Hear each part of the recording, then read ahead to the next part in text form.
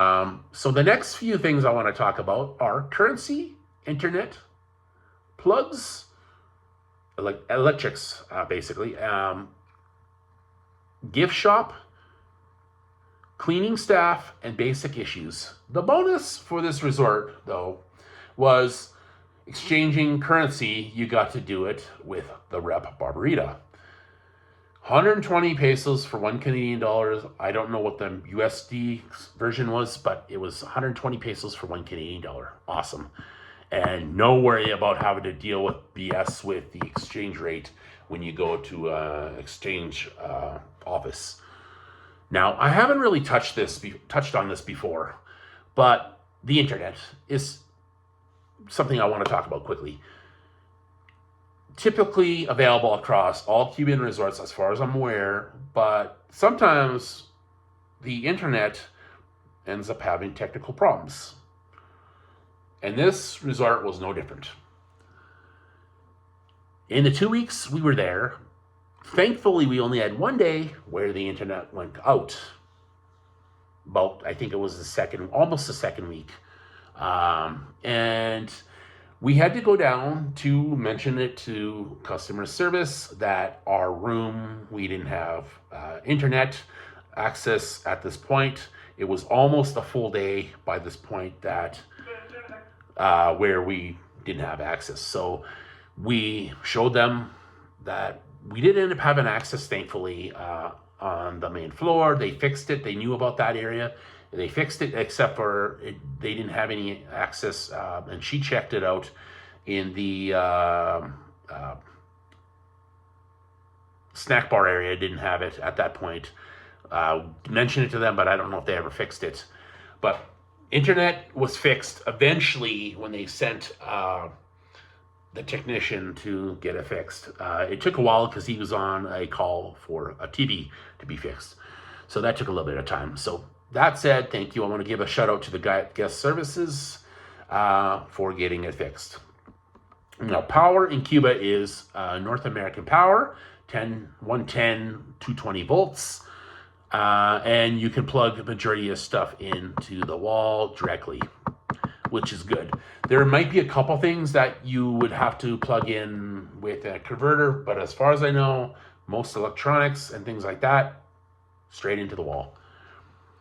At least that's what I found.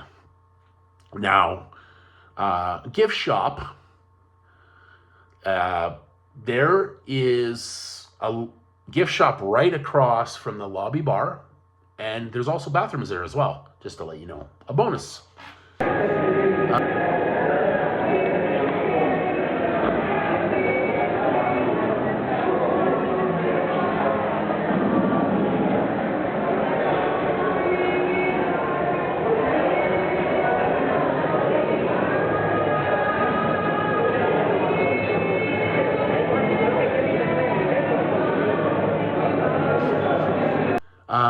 As I mentioned earlier about cigars being extremely pricey compared to this tour that I took, it's gone up. Cigars at the gift shop was 4 times the price of when it was back in 2022. So I refused to buy anything from there. So I'm assuming that other items, and they do have a few different gift things you could buy, hats, shirts. Nope, I'm not buying anything. So I walked out. Now, a couple things that I want to say for issues is the elevators. I noticed when you push the button to go up, you could be on the second floor and it'll sit on the main floor for a minute, and then it'll go up to the floors above you and then take forever to get back down. I don't know how they design these things to do that, but when it's sitting on the main floor for a minute and then you push the button and it still sits there and then eventually goes up past you, I don't know how they do that with the electronics, but it did that to us quite a bit. And it was slow as heck because of it, especially being a busy resort. Now, the issue with the music was minor. I wish they had just been more consistent with everybody speaking English as well, not just Spanish, because not everybody there speaks Spanish. So minor, but still wanted to bring that up. Amongst other languages as well, don't forget that. Now, They might want to look at potentially helping the employees maybe learn English, which is one of the most common English is one of the most common spoken languages on the resort besides Spanish. So that would be nice for them to do that. The buffet, though, had an issue with the amount of people serving us and taking off dishes and such, because it was just a shit show, basically. Very busy, and they could not keep up with clearing and cleaning tables and putting the stuff back on the tables so that people can, in a timely manner. So it was a pain. It was more than 10 minutes sometimes to get a drink, and it's like, okay, we're already done our meal and now we're getting a drink. Okay, so they needed more people to be able to hopefully speed up the timing of that, because I did find they did move people around, but they needed to get people more people to help with this. One thing I noticed as well is pizza station was one of the busy ones, as were the freshly cooked foods. It could have been a 20-minute wait for pizza, and they only ever seemed to have 1 or 2 people there. 2 people was better than 1, but one day they had 3 people doing 3 different tasks, and it was fast compared to most days, forever, otherwise. So I didn't like that part. They needed more people all the time, especially when it's only for a 3 or 4 hour window. Why couldn't you have at least 3 people on there cooking food for those specific places? And that goes for those areas in general. So the snack bar should not just point to the machines because it's convenient for everybody else. I'm not saying they shouldn't do that, but they shouldn't be the first thing they do is point to the machine. No, go over there. Take it from the machine. Your job is to serve the clients. I'm not asking you to do it all the time. Just friggin' please ask for a coffee. Give me a coffee. If I want a coffee from the machine with the friggin' little, please just do it. That's what they should be doing, but they didn't always do that. Points to the machine. Easier for them, right? Anyway, so that said, that is another thing. Now, the housekeeping. I noticed that they do the rooms in the order of people checking out for it first, which is great. Sometimes they would come really late in the day. Most times they would do a really good job when they did finally come. On a couple of occasions, not a big deal. We went to get drinks, water. Sometimes they would forget to bring water when they would clean our thing. Most days were good. 9 out of 10 days, they would put water. But on 1 or 2 occasions, we had to ask for water. Not a big deal, but still can be a little bit of a pain when normally they're pretty good with and consistent with putting water on our desk. So not a big deal, but also something that I found sometimes they were like that.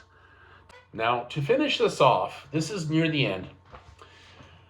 I want to reiterate a few things. Now, this resort was okay, as I said. There wasn't anything that would stand out for me and my travel companion that we would want to come back. This resort has been getting a lot of guests, and much food was supplied to this resort, fortunately, and that was a fact. The food was fairly good, and some of it was not great, but some of it was really good too. Now, nothing that would really stand out for the a la cartes, but the only one that I really found that stood out was 1887, the 7-course meal. There was an upside to this resort. The bus just stopped outside of reception in the drive-through around the drive-about. So that's a plus side there. So you didn't have to go to the street. You can, but you didn't have to. Now, I really hope that these young people that work here, they probably will be here for years, unless they decide to move on. But I really hope that they learn English, because a good chunk of the people that come there are English speaking. Not to say all of them didn't speak English. A lot of them did speak English at reception, at customer service, the rep lady.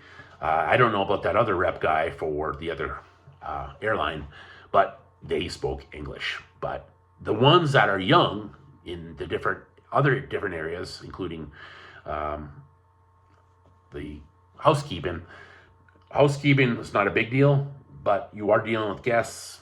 But I hope that eventually they do learn English, or even a different language, as long as they hopefully one day be able to communicate better.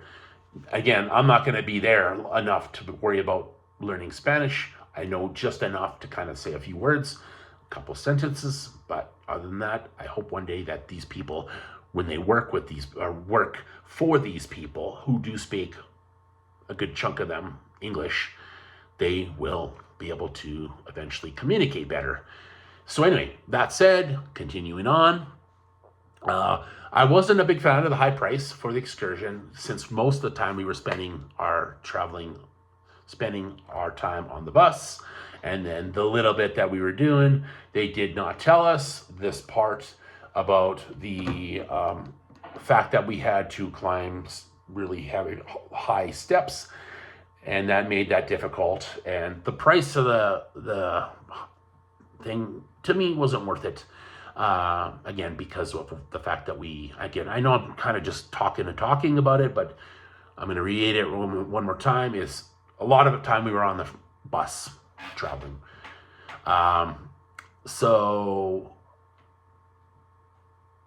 And we weren't able to swim because they neglected to tell us that part of it. And one more thing I did not mention, and I want to say this time, because I completely forgot about this.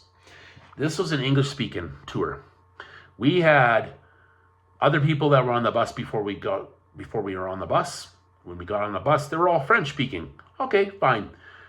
English-speaking only.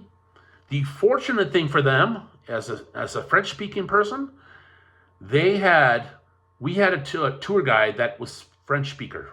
He doesn't speak French all the time. Obviously, he's Spanish. English is his second language, and French is his other language as well. He fortunately spoke French. For them, that was the downside, because they neglected to tell them that was not a French-speaking tour. But for them, fortunately, he spoke French, and he was able to tell them in French what he was telling us. So, c'est la vie. Sadly for them, or fortunate for them, I should say. Now, there's other parts that I could say more about, but I'm not going to really go into this part because this has nothing to do with what I want to say in the review.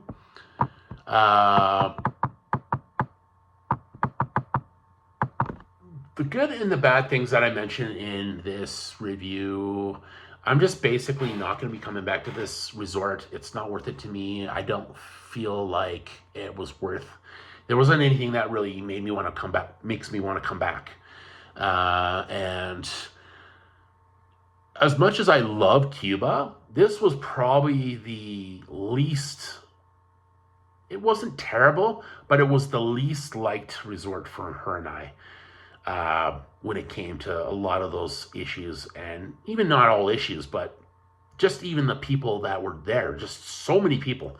And I don't like resorts that are very, very busy. So I like the modernness of it, and a lot of the things that I mentioned that were good. But again, I feel like it was more of a party place, to have more fun. Like I said, you're trying to sleep at 10 o'clock, and I'm a person that doesn't like to go to bed too late usually, and I'm hearing all this loud noise, music, partying, not all the time, but some days. Out of the 2 weeks, I maybe like 2 to 4 days a week, I was hearing a lot of partying and loud music and such until later in the evening.